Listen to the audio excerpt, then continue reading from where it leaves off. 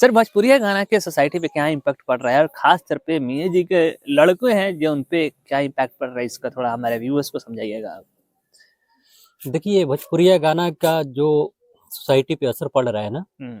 वो काफ़ी बुरा पड़ रहा है और इससे बिहार का नाम भी बदनाम हो रहा है। Right sir. दूसरी बात है कि भोजपुरिया गानों से लोग धार्मिक भी बन रहे हैं। हम्म। किसी भी धार्मिक कार्यक्रम पर क्या बजते हैं, ललिताप लगे लो, हम्म। अब कमर के छाप लगे लो, इस तरह के गाने बजते हैं। आप आपको सुनते होंगे किसी मस्जिद के पीछे बजता है या किसी मदरसा के पास बजता है या खानका या कब्रिस्तान या किसी पीर बाबा की मज़ार को चुन लिया जाता है तो वो बचते हैं। देखिए, भारत में पहले आप इसको समझिए, भारत में जो मुसलमानों ने अपने पास बसाया लोगों को, चाहे वो दलित हो, आदिवासी हो या शूद्र संप्रदाय का ओबीसी के लोग हों, उन्हें अपने पास बसा लिया। तो सांस्कृतिक ऑर्गेनाइजेशंस के लोग जाते हैं और धर्म के आड़ में ललिताप लागेलू या कमरिया के छाप लागेलू ये भी बजवाते हैं। हम्म। अगर मियाँ जी का लौंडा जो खुद ही ललिताप लागेलू सुनता है हम्म। तो जब देखता है कि मस्जिद के पास 10-10 दिन 15-15 दिन बज रहा है हम्म। और बजवाने वाले लोग बाहर के लोग होते हैं हम्म। या गांव के ही लोग होते हैं, लेकिन वो बड़े समझदार लोग होते हैं। हम्म। अपना बेटी बेटियों को तो पढ़ने कहीं और भेजते हैं, हम्म। लेकिन कहीं से कहीं फंडिंग करवा के ललिताप लगे लोग करवाते हैं। हम्म। तो इस कार्यक्रम में मियाँ जी का लौंडा जो गाना सुनता है वो रोकथाम करता है। तो कहा जाता है कि तुम नहीं बजाने दे रहे हो तो हमारे धर्म में छेड़छाड़ कर रहे हो। हम्म। ठीक है। इसके बाद उनको पकड़ के ले जाया जाता है जेलों में। मान लीजिए कि अगर 100 लोगों को पकड़ लिया जाता है हम्म। तो पुलिस उनसे रुपए मांगती है। तो नेताजी भी पहुंचते हैं, नेताजी कहते हैं कि कितना लग रहा है, तो दरोगा जी बताते हैं कि 5 लाख लगेगा तो छोड़ देंगे। हम्म।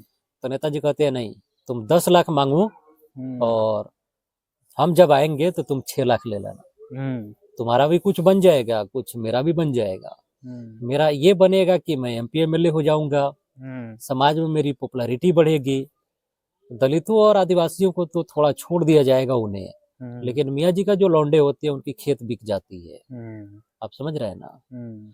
तो ये बात है। और दूसरी बात है कि अगर 100 लोग पकड़े गए हैं तो उनसे अगर 5-5 लाख उगाही की जाएगी तो 500 लाख होते हैं। हम्म। घर बिक जाता है, जमीनें बिक जाती हैं, समाज में हेट्रेड फैलता है।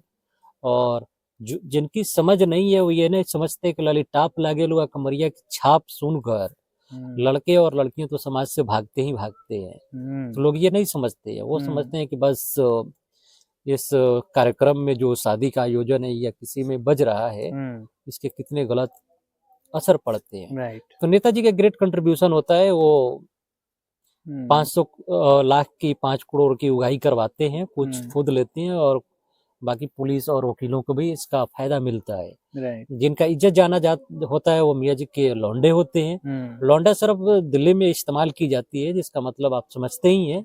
लड़का होता है, सिंपल सी हाँ। बात है। वहां पे लोग कहते हैं हम प्राउडली कि मेरा लौंडा आज इंजीनियर बन गया है।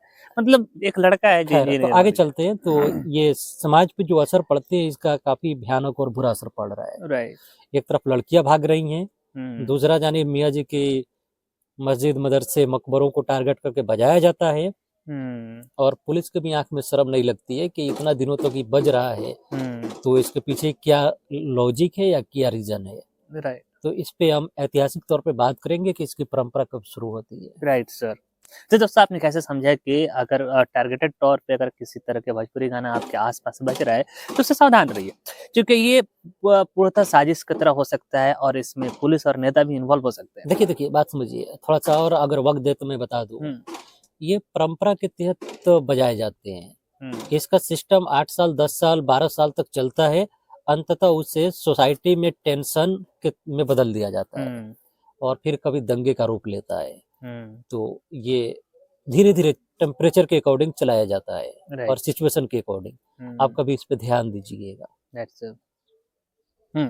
तो दोस्तों आपने समझा कि कैसे मस्जिद के पास या कहीं भी टारगेटेड तौर पे गाना बज रहा है तो उससे सावधान रहिए, क्योंकि आप अगर इंटरफेयर करेंगे, आप खुद गाने अगर सुनते हैं और जाके इंटरफेयर करेंगे, इससे मामले खराब होगा और इस धार्मिक रंग दे दिया जाएगा और आपकी जमीन जायदाद बिक जाएंगे, आपके खानदान और आने वाले फ्यूचर भी आपका खराब हो जाएगा। तो इस तरह चीज़ों से सावधान रहिए। अगर कोई चीज़ बच रहा है तो बजने दीजिए, कोई बात नहीं है। तो मैं उम्मीद करता हूँ आपको बात चीज़ें समझ में आ गई होगी और इस चैनल पर अगर नए हैं तो ज़रूर सब्सक्राइब कीजिएगा, वीडियो को शेयर करना मत भूलिएगा।